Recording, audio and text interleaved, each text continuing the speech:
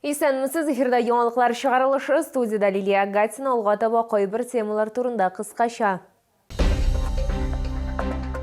Кеше гомерен һәркем саклап кала ала. Шолда бөтен Россия донор марафоны узды.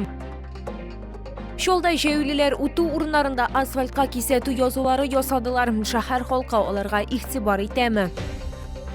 Юл хәрәкәте кагыйдәләрен белүләрен һәм фигуралы йөртү осталыгын тикшерделәр. Шолда автосессия 2023 бәйгесе узды. Бүген Шолда бөтен Россия донор марафоны узды. Теләгән һәркем баш сөяк миенең потенциаль доноры була алды. Моның өчен кан үзәгендә аз күләмдә кан тапшырырга кирәк иде. Алга таба аны махсус пробиркада Киров гематология һәм кан салу фәнни тикшеренү институтына җибәрәләр. Барлык мәгълүматлар сөяк мие донорларның федераль реестрына кертелә. Толырак калдагы материалда. Кан үзәгенә бөтен хезмәт коллективлары белән барганнар, күпләр эш көне башланганчы килгән. Мен инде санамыйм да, ничәнче тапкыр донор булырга уйлаганмындыр. 2016 елдан бирле йөрим инде. Бер 12 тапкыр калды бугай инде почетный донор булырга. Шул. Бүген теләгән һәркем сөяк миенең потенциаль доноры була алды. Моның өчен махсус пробиркаларга аз күләмендә кан сайлап алынган. Шолда барлыгы 21 кеше донор буларак килгән. Россиядә сөяк миен күчереп утыртуга 5000гә якын пациент мохтаҗ, аларның 900-е балалар. Только 15% из них могут себе найти донора среди своих родственников. Остальные ждут и ищут донора. Это единственный шанс у них на жизнь. Мы в долине решили стать донорами костного мозга. Туры килә торган генотиплы кешене табу 10,000гә якынча бер очрак булырга мөмкин. Хәзерге вакытта федераль регистрда 205 мең донорга исәпләнгән мәгълүмат бар, ләкин аны 500гә кадәр тулландырырга кирәк. Трансплантация костного мозга первоначально в большем проценте нуждаются больные со злокачественными заболеваниями крови, такие как лейкозы, апластические анемии. Татарстанда сөяк мие доноры булырга теләүчеләрнең кабул итүче 2 рекрутинг үзәге бар. Шолда алар юк. Әмма бүген автошәһәрнең сәламәтлек саклау идарәсе ярдәмендә шундый чара оештырылды. Лилия Гатина, Эльмира Гайнетдинова, Кирилл Хабзей, яңалыклар. Як-ягыңа карам Шоллыда җәяүлеләр үтү урыннарында асфальтта кисәтү язулары ясадылар. Алар юлны куркынычсыз кичү кагыйдәләрен искә төшерә.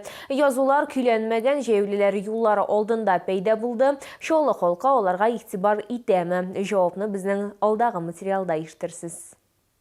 Шәһәрдәшләр билгеләп үткәнчә кисәтүче язулар кирәк, чөнки балалар һәм өлкәннәр еш кына телефоннан күзләрен алмыйлар һәм хәтта светофорга да игътибар итмиләр. Шоллы халкы хәзер җәяүлеләр игътибарлырак булыр дип ышана, чөнки юлның куркынычсызлыгы турында юл үзе сөйләячәк. Bu надпислар кирәк, конечно, балалар бит барыбер надписка карыйлар. Туктап калырга нәрсә язды икән дип туктап калырга мөштеләр. Бегәйбәт, мин карадым. Я сам, когда прохожу, то часто замечаю эти надписи, и так и хочется повернуться и посмотреть в сторону, есть ли машина или нет. Я считаю, что это дополнительный фактор для безопасности пешеходов. Җәяүлеләр өчен кисәтү язулары Муса Җәлил һәм Шулман проспектларының көйләнмәгән җәяүлеләр кичүендә язылган. На нерегулируемых пешеходных переходах пешеходы могут выходить на проезжую часть после того, как оценят расстояние до приближающих транспортных средств, их скорость и убедятся, что переход для них будет безопасен. Пешеходам рекомендуется иметь при себе предметы со световозвращающими элементами и обеспечивать их видимость водителям транспортных средств. Дәүләт автоинспекциясе хезмәткәрләре шулай ук машина йөртүчеләргә юл хәрәкәте кагыйдәләренә туры килмәгән җәяүлеләр кичүенә якынлашкан транспорт чарасы йөртүчесе тизлекне киметергә яки кичү алдыннан туктап калырга, юл аша үтүче җәяүлеләрне үткәрергә тиеш дип искәртә. Айзилә Шәймөхәммәтова, Ленар Султанов, яңалыклар. Юл хәрәкәте кагыйдәләрен белүләрен һәм фигуралы йөртү усталыгын тикшерделәр. Шолда ел саен уздырылучы автосессия 2023 бәйгесе узды. Чарада шәһәрнең төрле уку йортларыннан 20дән артык автомобильче студентлар катнашты. Иң яхшысы кем икәнен тулырак алдагы минутларда белерсез. Урындыклар һәм парта урынына машина утыргычы руль һәм педальләр, укытучылар урынына автоинспекторлар. Студентларның уку көне бүген гадәти булмаганча башланды. Конкурсның төп максаты студентлар арасында юл хәрәкәте иминлеген пропагандалау. Машина йөртү башланганчы башта ук дөрес нигез салу мөһим ди инспекторлар. На сегодняшнем конкурсе, независимо от результатов, я в первую очередь, конечно, хочу пожелать вам, чтобы все закрепили свои навыки фигурного вождения автомобилем, знаний правил дорожного движения, ну и получили заряд положительных эмоций, хорошего настроения. Автосессияның бірінші этабы юл харакеті қоғидаларын білу тесті. Ойрат Низамиев, Камыл техник иqtisad күлеті командасы вакилі. Мұндай конкурста бірінші тапқыр қатнашам, шуңа күрә ярышларға әзірленуге житті қараған. За день, за два я сидел, повторял ПДД, также уж выезжал на автодром, там также закреплял, так скажем, свои знания. Конкурсның икенче этабы фигуралы ерту. Конкурсантларға юлан күнүгелері комплексін, параллель парковканы, гаражға ортқа баруына, шекленген кеңлікті бұрылуына өтерге керек була һәм бу барысы да вақытқа. Здесь зависит от навыков самого водителя, на мой взгляд.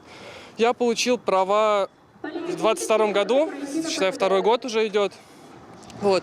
Сегодня мы занимались, готовились. Во сколько? Наверное, часов в 6 выехали на площадку, все сделали, потренировались, покатались и вот. Ярышлар нәтижеләре буенча КФУның Яршолы институтыннан Илнур Исмагилев юл хәрәкәте кагыйдәләрен иң яхшы белүче булды. Иң яхшы фигуралы йөртүне Родион Титов күрсәтте. Җиңүчеләр командасы Казанда узачак 2023 елга автосессияның республика этабында шәһәр исеменнән чыгыш ясаячак. Лилия Гатина, Сергей Вильданов, яңалыклар.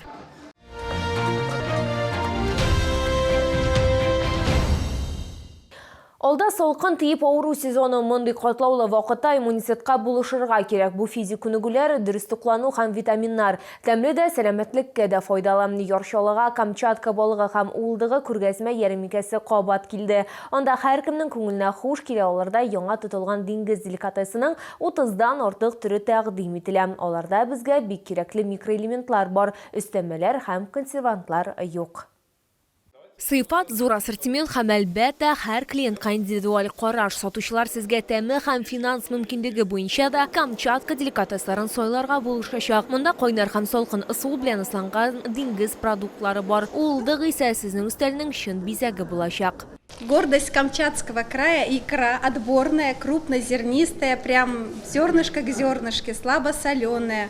Она богата витаминами, микроэлементами. Буквально 1-2 бутербродика организм насыщается всеми аминокислотами.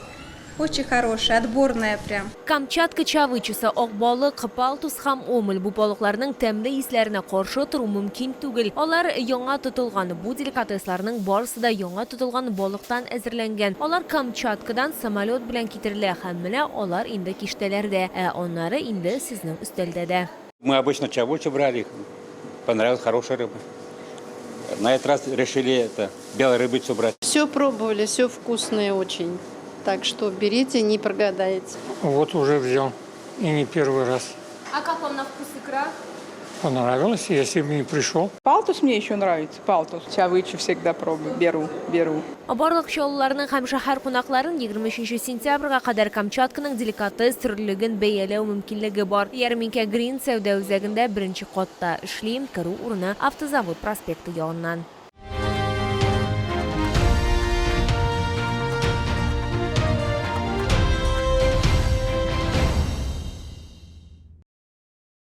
Бу сезгә җиткерәсе соңгы мәгълүматыбыз иде. Мин Лилия Гатина, сезнең белән сау булашам. Исән-имин булыгыз.